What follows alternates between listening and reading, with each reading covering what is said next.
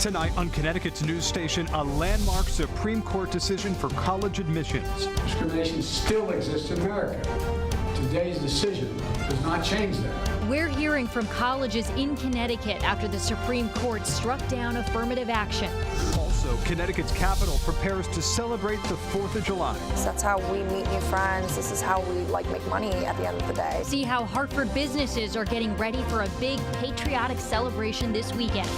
A break from the rain, but some smoke to the west may come in tomorrow. How thick it will be, and a look at the weekend forecast ahead. And a slice of health for one meat producer here in Connecticut.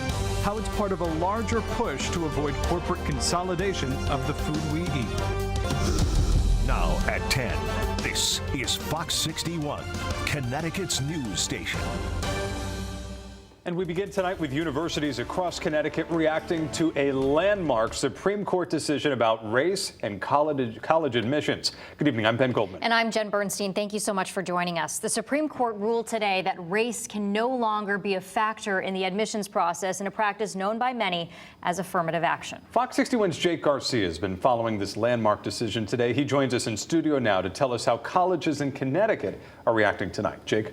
Well, Ben and Jen, state leaders are calling today's ruling disappointing, while colleges and universities across the country are already finding ways to navigate today's ruling to ensure diversity in higher education. Just hours after the U.S. Supreme Court ruled against programs at Harvard University and the University of North Carolina at Chapel Hill aimed to prevent admission discrimination, Harvard said it will abide with the court's ruling but still allow students to discuss race in their application. For some high school students who will be applying to colleges and universities soon, today's ruling caught them off guard. Yeah, I wasn't expecting for affirmative action to just be gone. I know that when I was thinking about applying to colleges, it wouldn't have been the only thing that I relied on, but I did expect for affirmative action to allow colleges to take a second look at me.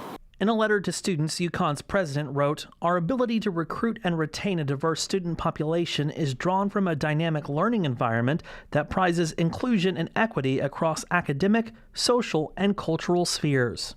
While noting the university would fully review today's ruling, but the school's commitment to diversity would continue. The Connecticut Republican Party had a different take to the ruling, tweeting, quote, "We applaud the Supreme Court in today's decision, which upheld core American and constitutional values of fairness and equality under the law." Some argue that is the purpose of affirmative action.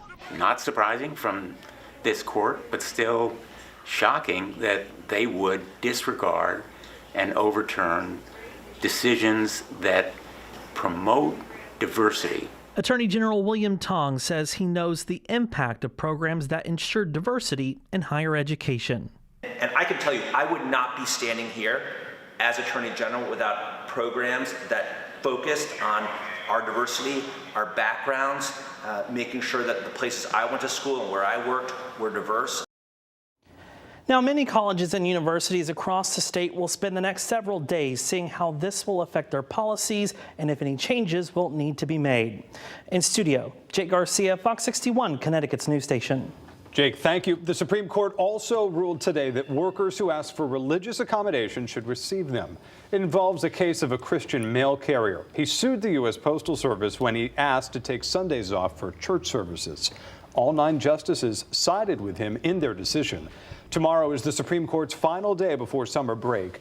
The justices are expected to rule on President Joe Biden's student loan forgiveness plan and a case of a Christian graphic artist who doesn't want to make wedding websites for same-sex couples. Stay with Fox 61 for those Supreme Court decisions as soon as they're released tomorrow. A Fox 61 follow-up tonight. A New Britain man appeared in court accused of attacking a state lawmaker outside of a Muslim prayer service in downtown Hartford. Police are investigating whether 30-year-old Andre Desmond committed a hate crime, but his lawyer says he has serious mental health issues. So first I'm going to say that I don't know what the That was Desmond in court during his arraignment today. He's facing several charges, including assault. The arrest warrant says Desmond approached the state representative, Miriam Khan, while she was taking pictures with her family outside of the XL Center yesterday morning. The warrant claims he asked who wanted to kiss him and then followed them when they walked away. He's accused of putting his arm around her neck and slapping her, which caused her to fall. This vicious, violent assault is absolutely sickening, and it should be investigated as a hate crime. And I'm just shocked. This doesn't happen in Connecticut. Been convicted of several out-of-state crimes. He's due back in court next month. Moving along here to the Weather Watch. All eyes on the 4th of July weekend forecast. Yeah, there's a chance that we could see some scattered storms throughout the weekend. Meteorologist Ryan Breton joins us for a first check of the forecast. Hey, Ryan. Hi, Jen and Ben. That's right. We do have some storms coming in for part of the weekend, but I think tomorrow and Saturday will both be dry. Sunday, though, is the day this weekend to watch for some showers and storms. Before we get there, though, there is some wildfire smoke, believe it or not, returning. In fact, in Litchfield County, the air quality has gone down to unhealthy for sensitive groups. Elsewhere, it's good to moderate across the state. But looking back to the west, you can see where the smoke is concentrated. A lot of the thick smoke will stay to our west tomorrow, but some of it may come into Connecticut. So there is an air quality alert that's been issued for tomorrow, and the forecast is for air quality that will be unhealthy to some, and that's up for all of Connecticut, points to the west. I think the thickest smoke stays to our west, so it won't be as bad as earlier in the month, but some of you will notice the smoke tomorrow, and it will add a bit of a hazy appearance to the sunshine. Otherwise, though, a good day. Not too humid. Temperatures start around 65 at 6 in the morning and then end up in the mid-80s tomorrow afternoon. I'll be back to time out those weekend rain chances and look ahead to the 4th as well. We'll see you in just a bit. Okay, thank you, Ryan. Well, the 4th of July is still days away, but downtown Hartford is already feeling especially patriotic. The capital city is getting ready for the 3rd annual Hartford Bonanza celebration, set to take place on Sunday. Fox 61's DeAndrea Turner shows us how businesses in the city are expecting a big boost right before Independence Day.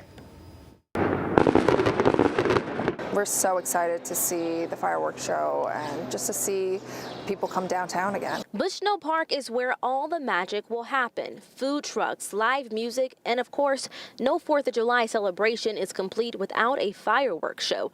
This Sunday, the Hartford Bonanza returns, a free 4th of July celebration in the capital city that not only brings people to downtown, but to local businesses like Sunbury Restaurant and Bar. Anytime there's an event downtown, it just brings a mass community here, and that is so helpful to all the small businesses here because, you know, that's how we make new customers, that's how we meet new friends, this is how we make money at the end of the day. And bringing in new customers and community is exactly what new business owner Melissa Valdez is hoping the Bonanza will bring to her DIY candle making business. Honestly, I know what we do here is super fun, and I know that it'll draw a lot of people, you know, their attention, so they'll want to come in and stop by. She just opened Penthouse Pour 3 weeks ago. And it's my passion, so I want to share it with everyone else. One of the many businesses now calling Union Place home after storefronts have been vacant for years. And I'm here to set the tone, and hopefully everyone can come by and spread the word, and we can all come together and pour it up. So whether you're pouring up a new candle or trying new food, these business owners say that Hartford Bonanza brings an explosive economic impact to downtown. 4th of July, it just really brings people down here. We're happy to have people come to downtown and to celebrate it with us. In Hartford, DeAndrea Turner, Fox 61, Connecticut's news station. Thank you very much, DeAndrea. And be sure to join Connecticut's news station this Sunday, July 2nd, for Hartford's 3rd annual Hartford Bonanza.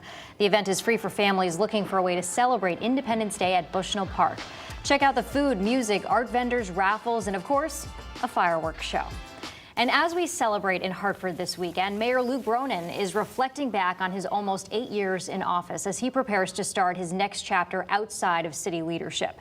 During our special coverage on Sunday night, we are going to air a one-on-one with Mayor Bronin discussing the challenges and the triumphs that he faced while in the mayor's office, as well as what he'll miss.